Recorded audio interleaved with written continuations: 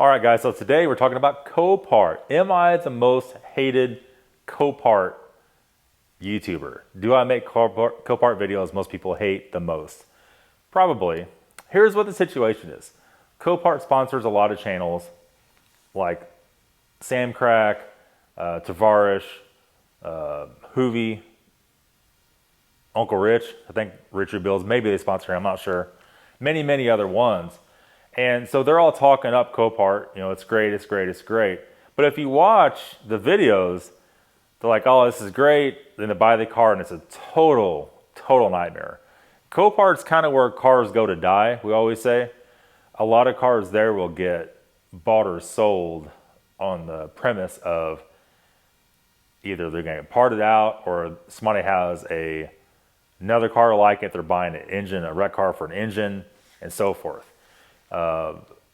So a lot of people get burned with that. Copart, I think they take pride in hiring people that don't know what they're doing to take the pictures, or supposedly don't know what they're doing.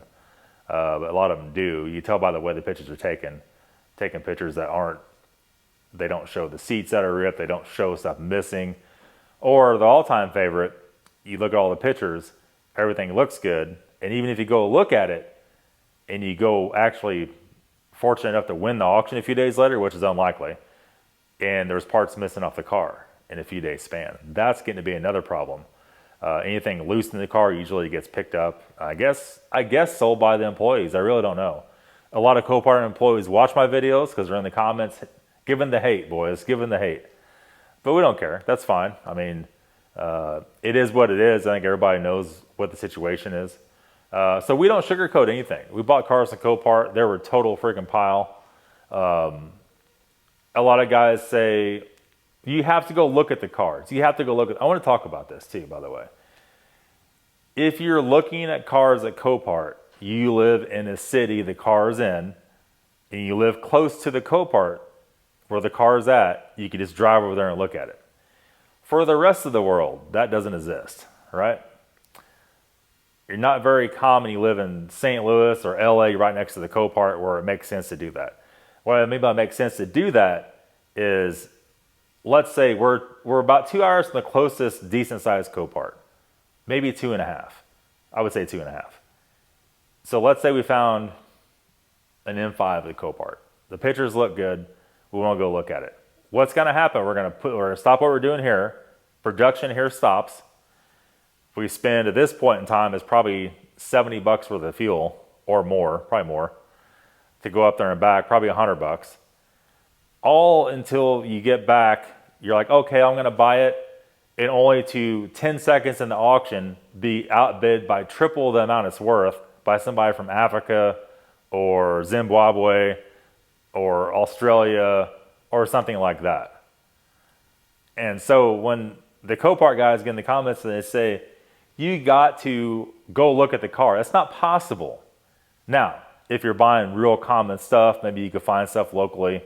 We have our body shop guy buys stuff there all the time. Chevys and Ford and Dodge, just junk. I mean, it's just not, it's not desirable stuff at all. And we should maybe get him to do a Copart story with us. You think it'd be a good idea? He had a car in here yesterday, a Chevy Malibu. I don't know, was it Malibu? We'd never figure it out. Nobody cares. It was a Mal something. It was a Chevy. It was leaking fluid on my floor. It was here 5 minutes. And it's just very sad. Now, here's the thing. It used to be from Copart, if it had a salvage title, maybe you could buy it for half what it's actually worth. That's the old Copart. That doesn't exist anymore. Now you got to pay full retail for a car that's got a salvage title, at least. Then you got to fix it. Then you got to try to make some kind of sense out of selling it, which doesn't make any sense. There's no sense at all. Now, if you live in the city, you're right next door to the Copart, and you're siphoning Chevy Cruzes and Ford Fusions off of there every day, more power to you. But that's not the kind of stuff we're talking about in any of these videos I'm doing at all. You know, we buy more of the rare stuff. You don't see much there. And those are prime target. Now, a lot of you are saying, but Nathan, you got to go find stuff that an insurance company had. That used to be a safe bet. Used to be a safe bet. That is not a safe bet anymore at all. And the problem with insurance cars, a lot of times it's taken apart. Half the parts are not there with it anymore, or none of the parts, depends on where it came from, what shop it came from.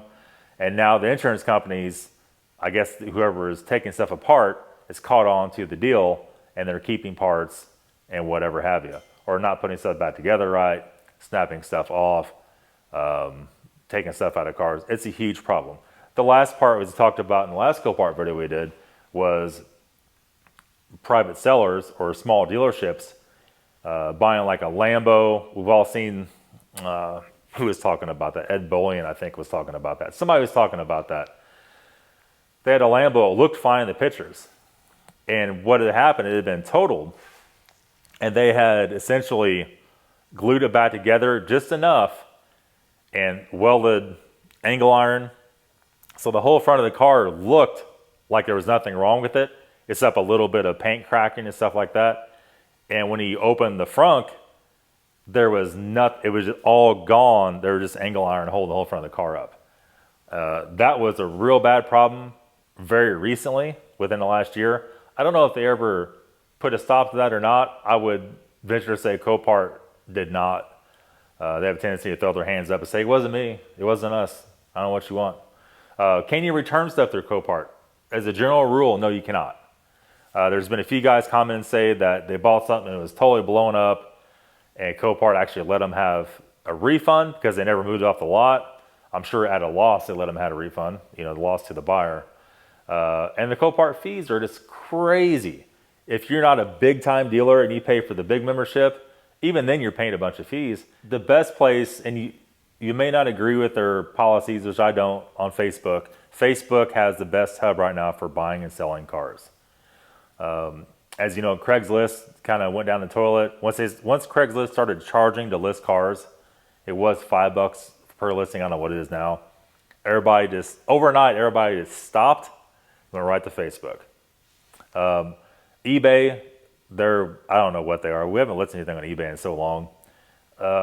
2 years ago, they were $100 and some to list it and whatever to sell it. It was crazy money, especially if it wasn't a very big money car. And sites like Bring a Trailer, they have massive fees on those.